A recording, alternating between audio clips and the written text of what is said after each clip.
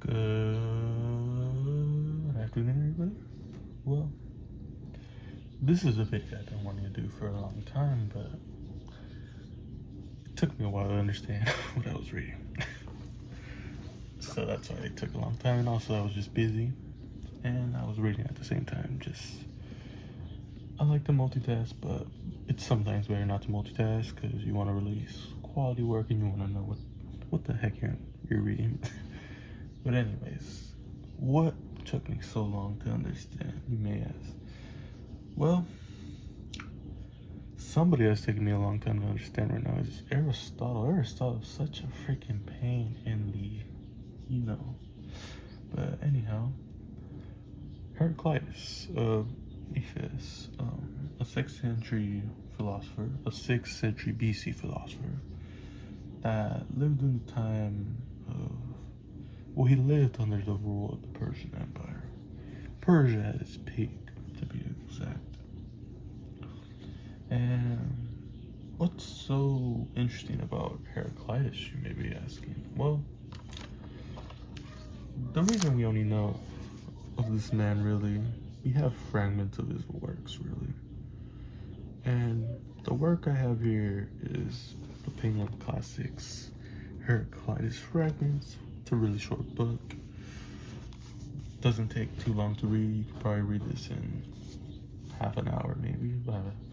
So you would probably have to read it a couple times to properly understand it.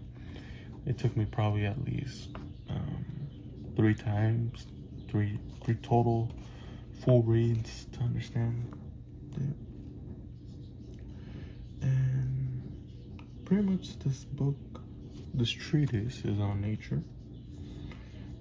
And it's something that was very influential amongst people like Plato, Aristotle, and Marcus Aurelius. Right now I'm actually reading Marcus Aurelius' Meditations for the 6th time. And of course, I just read through where Marcus Aurelius actually mentioned Heraclitus. And of course, like I said, we only have fragments of his works. And it's very interesting how this man has been very influential towards great thinkers, despite his works being in literal fragments. It makes you think, how much greater would his influence be if his works were not in mere fragments? Like, what if we had more, pretty much?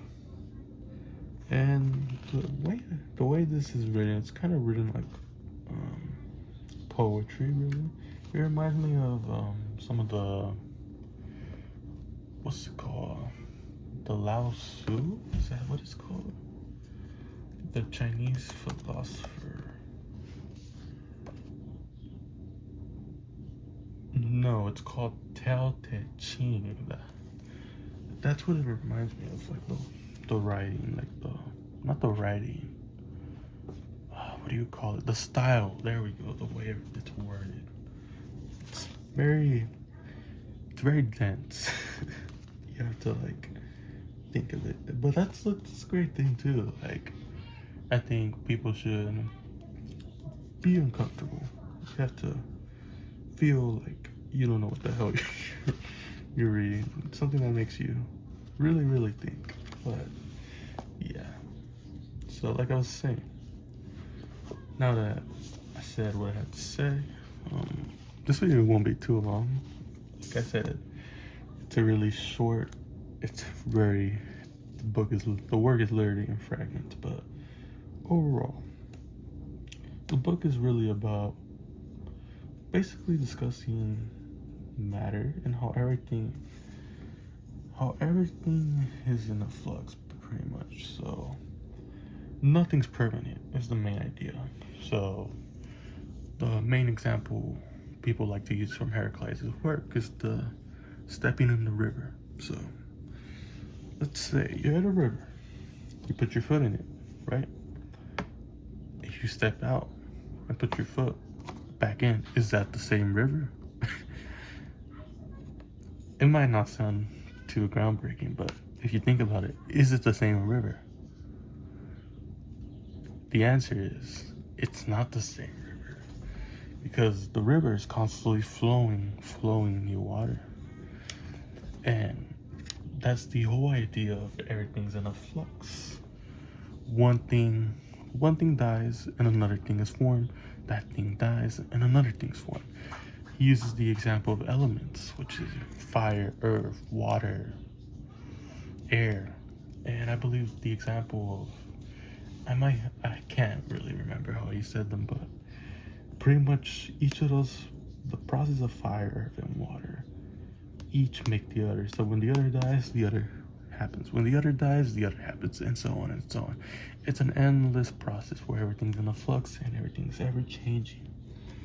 And that's really the whole idea of like the teaching to Heraclitus. It's so interesting.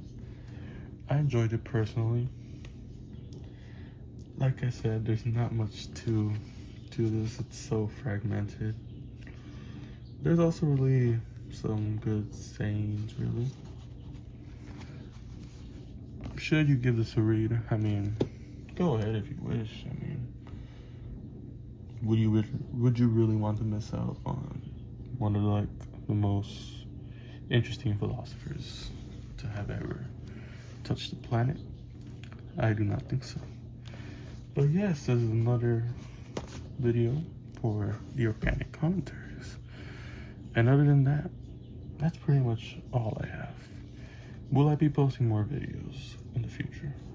Well, right now I really need to get a couple analysis written, so it's going to take a while.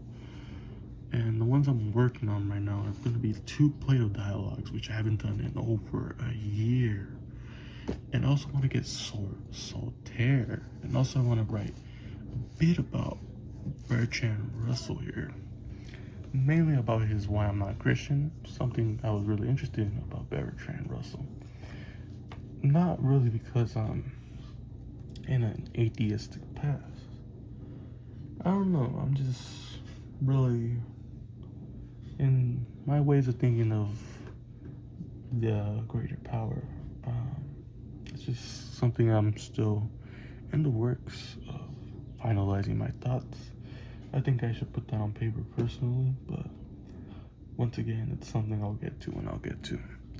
As for any other video, I was thinking of doing a video on the Wealth of Nations, but that's something that requires not a lot of reading, but like it's similar to my Athenian, the Constitution video, so not an analysis per se, but really just an overall breakdown of what Adam Smith is talking about, because what he has is really something that you cannot really discuss, and like you can't discuss so easily like in the organic commentary. You can't like just summarize and say it, because you'll be leaving a lot of things out. I'm pretty sure I leave a lot of things out regardless in the organic commentaries, but the point is me to voice my thoughts on what I'm reading.